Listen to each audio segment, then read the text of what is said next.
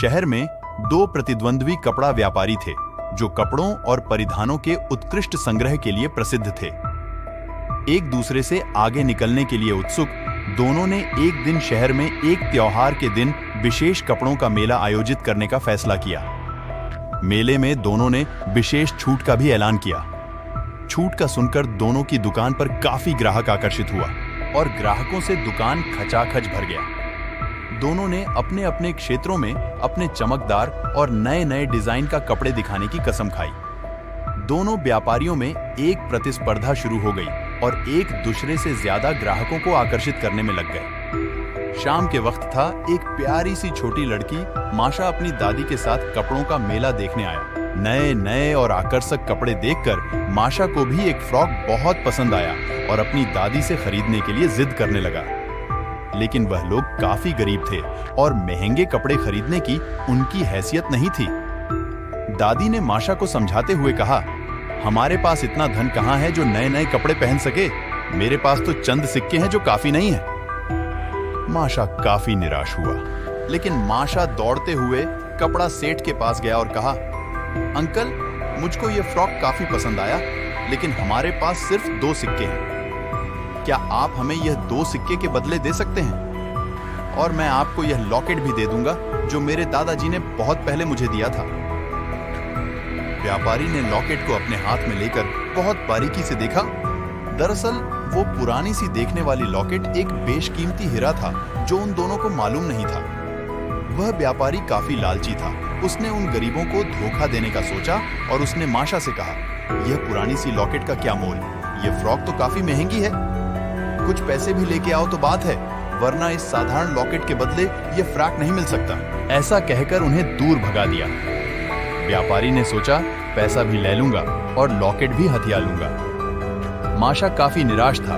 वह अपनी दादी के साथ चले गए। थोड़ी दूर रामू के दुकान पर भी वही फ्रॉक दिखाई दिया।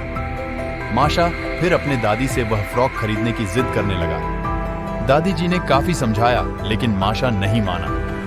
वह लोग फिर से रामू के दुकान पर गया और फिर 2 सिक्के और लॉकेट के बदले फ्रॉक देने के लिए कहा। रामू ने भी बहुत बारीकी से लॉकेट देखा और उसे भी पता चला कि लॉकेट में बेशकीमती हीरा है। लेकिन रामू बहुत ईमानदार था और उसने सारी सच्चाई दोनों को बता दिया। रामू ने कहा, यह तो काफी अनमोल रत्नों में से है और इसकी कीमत लाखों में है। मेरी सारी दुकान की कपड़े की पैसे भी अगर मैं आप लोगों को दे दूं तो भी बहुत कम पड़ी ढीढ़ेगा। माशा और उसकी दादी काफी आश्चर्यचकित हो गया, लेकिन व्यापारी के ईमानदारी पर काफी खुश हुआ। दादी ने कहा, हमें ज्यादा धन का लोभ नहीं है, हमारा तो काफी कम धन में भी गुजरा हो जाता है। आप हमें कुछ पैसे दे दो और मेरी पोती माशा को उसकी पसंदीदा फ्रॉक दे दो। इतना काफी है, इसी में हम लोग खुश है।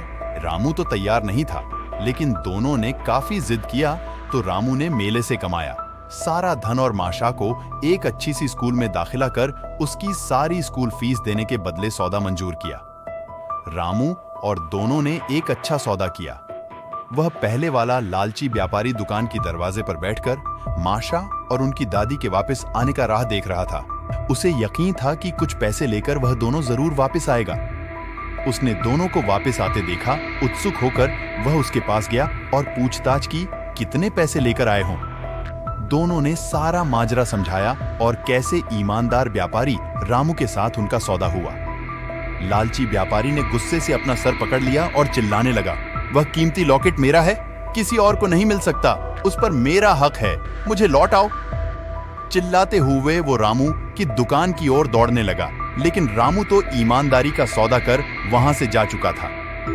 लालची व्यापारी अपनी किस्मत को रोने लगा और अपनी मूर्खता से पछताने लगा। लेकिन अब हो ही क्या सकता था, लालच की वजह से उसने हाथ आए सुनहरा मौका घुमा दिया था। इसीलिए तो कहते हैं, लालच बुरी बला है।